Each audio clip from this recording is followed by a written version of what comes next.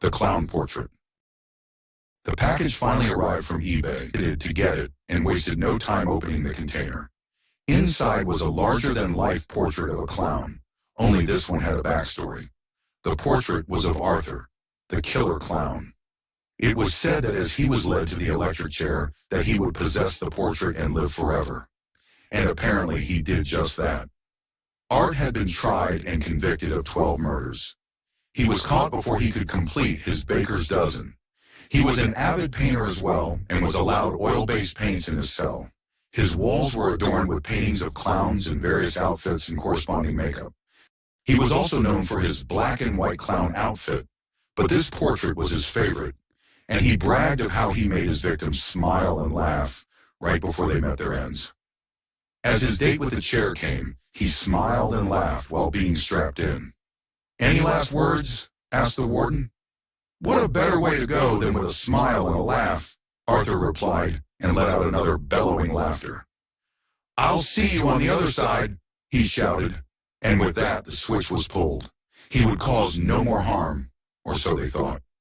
So the paintings were placed up on eBay by the family members, and this is how she obtained the picture. She purchased a huge wooden frame for it, had the portrait installed professionally, and hung high upon her living room wall. Since she had 12-foot ceilings, there was plenty of room for it to fit perfectly. Now why, you might ask, would this woman want to purchase such an item about such an evil person? Because it was claimed it was haunted, and she wanted to prove that there was no such thing. Janet would regret this decision. Now Janet had several cats and was often referred to as the cat lady by her neighbors.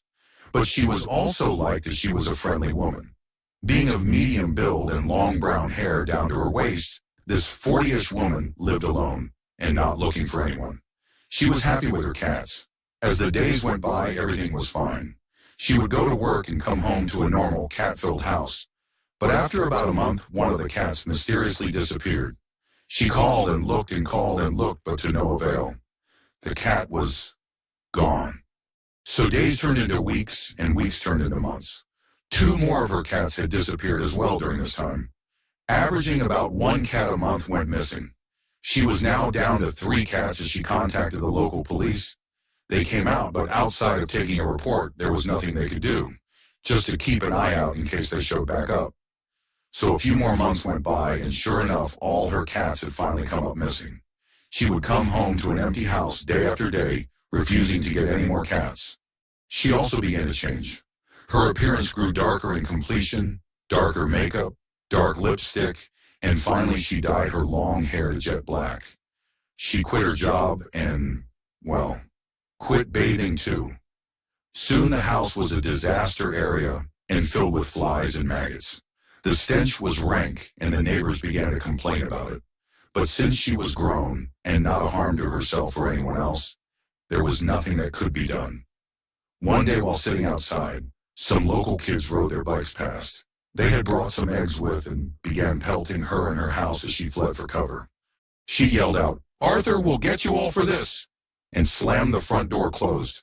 And sure enough, one by one, the houses they lived in would become dark and rank. Some thought it was the curse Janet had pronounced. They called the police, but again, there was nothing they could do. The Department of Human Services were called in and court ordered to help clean the lady's house, or she would face a huge fine. The police once again showed up, and the cleaning crew began their job.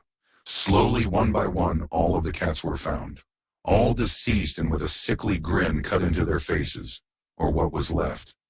Clown makeup had also been applied to the cats, giving them an even creepier, grotesque appearance. So now the animal welfare was called in, and an investigation was started. But Janet would claim no knowledge of what happened to her beloved cats.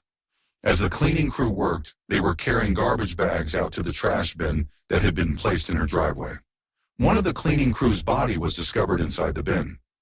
Clown makeup covered her face, and a grin was cut from cheek to cheek. So now a full-on police investigation started.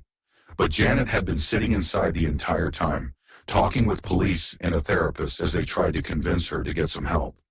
So who could have done this thing?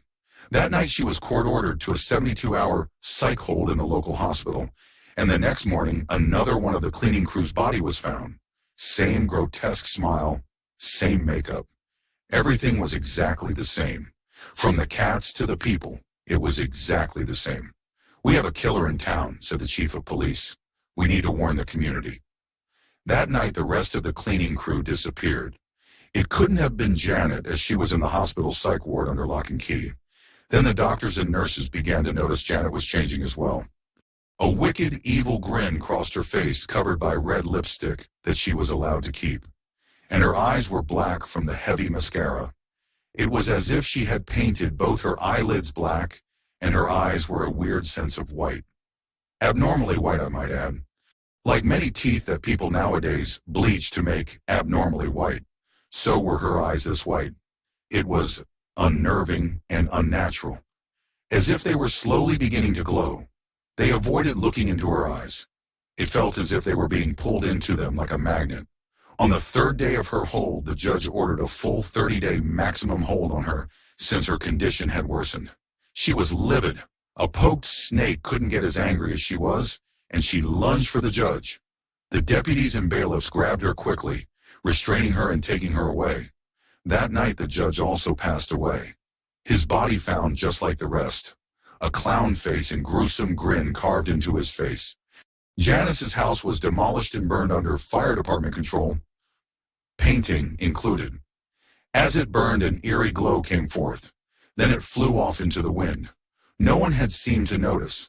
But Janet, who was miles away in the hospital, suddenly sat upright and screamed, "No!" That night Janice too would be found like the others. In a locked room, on a locked floor, in a hospital with armed security and police. How could this have been possible? And who was next?